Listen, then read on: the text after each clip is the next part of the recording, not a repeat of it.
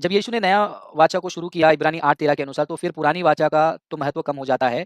फिर आज के दिन में बहुत सारे लोगों के अंदर यही कन्फ्यूजन क्यों?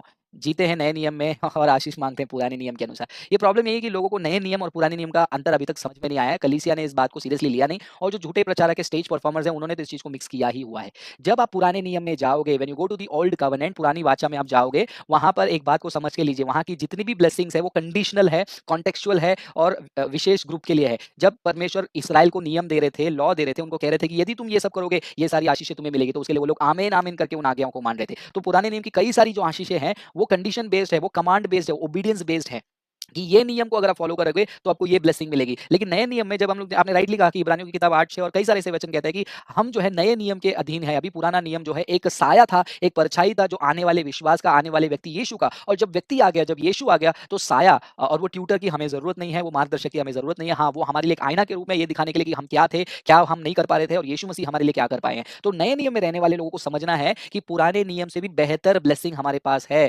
हमारे पास पाप क्षमा यीशु, हमारे पास नया जीवन, हमारे पास अधिकार, हमारे पास पिता को अब्बा पिता कहने का पुत्र अधिकार, कितने सारे ब्लेसिंग्स है हमारे पास। लेकिन प्रॉब्लम क्या है ना, क्रिश्चियंस लोगों को मटेरियल ब्लेसिंग सबसे बड़ा लगता है, इसीलिए पुराने नियम में बार-बार भागते हैं, ये जाने बिना कि वो कॉन्टेक्स्ट में इसराइल को दिया गया था, वो कॉन्टेक्स्ट में अब्राहम को दिया गया था, वो कॉन्टेक्स्ट में वो राजा को दिया गया था, कि वो आशीषों को भी अपने ऊपर लागू करने की कोशिश करते हैं। कोई प्रॉब्लम नहीं है, आप उन आशीषों को अपने ऊपर लागू करो, लेकिन लागू करते-करते ये भी सवाल पूछो, जो आशीष उनको दी जा रही थी, उसका जो कंडीशन रखा था, जिसकी वजह से उनको वो आशीषें मिल रही थी, क्या वो कंडीशन को आप भी फुलफिल कर रहे हो? अगर फुलफिल कर रहे हो तो उसका क्लेम करो। अगर आप फुलफिल कर रहे हो, लेकिन ये भी बात समझ के जाओ कि आप नए नियम का मजाक उड़ा रहे हो, यीशु मसीह के क्रूस और पुनरुत्थान को आप नलीफाई कर रहे हो, उसको आप नाकाम साबित कर रहे हो। सो कांग्रेचुलेशन, जो पुराने नियम के आशीषों को मांग-मांग कर ये कर रहे हैं, आप नए नियम का मजाक उड़ा रहे हैं, यीशु मसीह के क्रूस और पुनरुत्थान का मजाक उड़ा रहे हैं।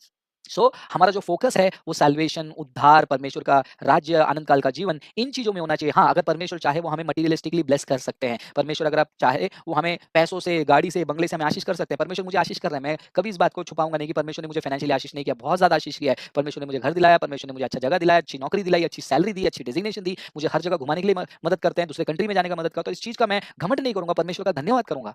लेकिन क्या मेरा ये मेन मुद्दा है? नहीं, मेरा मेन मुद्दा है परमेश्वर का राज्य।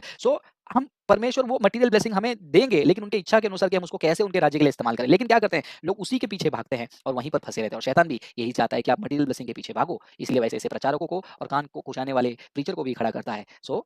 नए नियम में हमारे लिए बड़ा ब्लेसिंग है, दैट इज हम प्रभु में कौन है, हम प्रभु में क्या काम करेंगे। परमेश्वर के राज्य का काम करने का एक इतना बड़ा अधिकार मिला है, हमें एक चोजन जनरेशन का ये चिन्ह मिला है, हमें याजकों का ये जो है वो उस ब्लेसिंग में प्रभु ने हमें जोड़ दिया, रॉयल प्रीस्टहुड के ब्लेसिंग में जोड़ दिया। इससे बढ़कर क्या चाहिए यार? I really don't understand.